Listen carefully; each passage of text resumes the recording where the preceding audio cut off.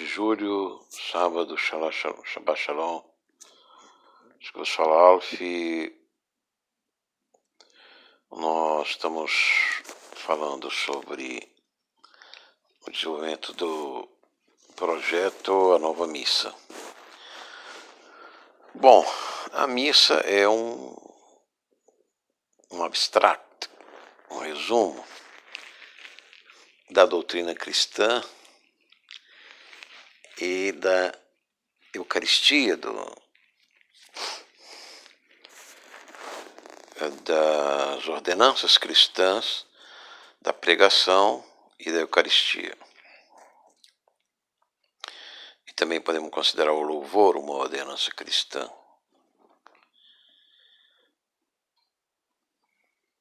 E a comunhão, também uma outra ordenança, um mandamento no sentido de que Deus nos ordenou, e proveu com a sua graça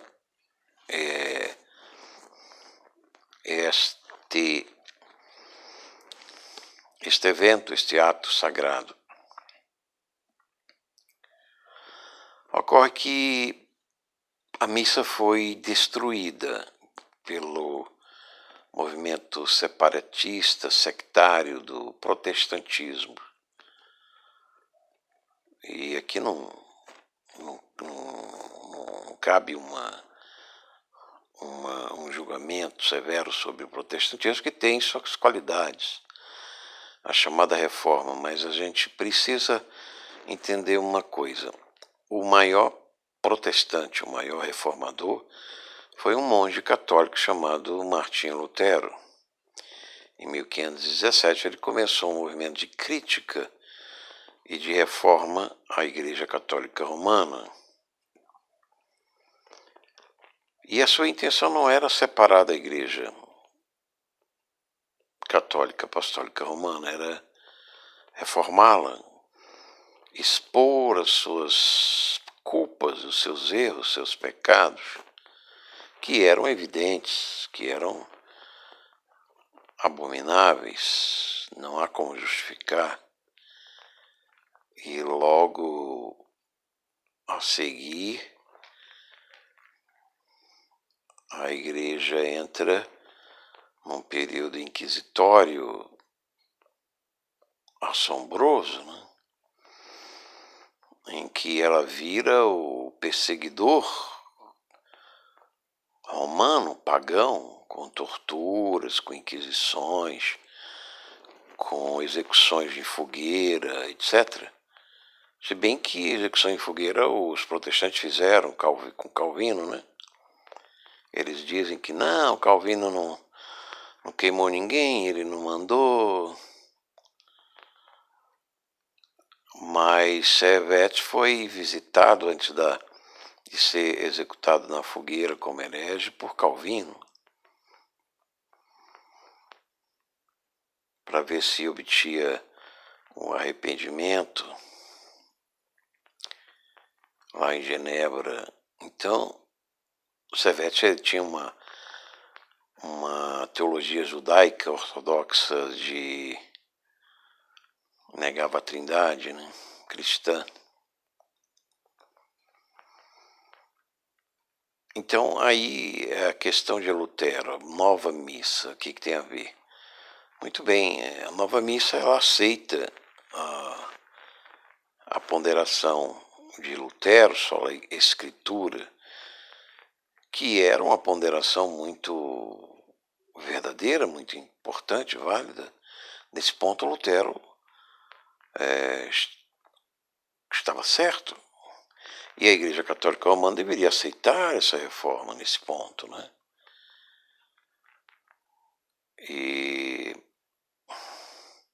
vamos entrar aqui na questão do antissemitismo de Lutero, etc., que é um problema que ele tinha realmente, Porque Israel é um projeto, é um mistério de Deus que a gente não compreende direito.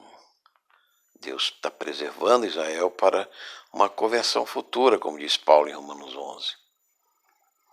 Apesar de eles sofrerem muito, pela sua apostasia da lei, apostasia do Messias, eles sofrem muito, mas é um cativeiro, é um sofrimento, é um calvário do povo judeu que está profetizado lá em Zacarias 14, eles vão se converter. Com muito sofrimento, está profetizado em Jeremias, está profetizado em João, apóstolo no Apocalipse, ali no capítulo 7, com os assinalados das 12 tribos de Israel, em plena grande tribulação do anticristo. Então Israel tem um mistério, né? Judá tem um mistério e Calvino não entendeu na época porque ele pensava que Israel não voltaria, não existiria mais Estado de Israel, que os judeus iriam praticamente ser eliminados, etc. E seu antissemitismo refletiu mais tarde no Holocausto do Hitler. Teve essa predisposição do inconsciente histórico da Alemanha evangélica, né, que juntamente com o fascismo italiano levou ao Holocausto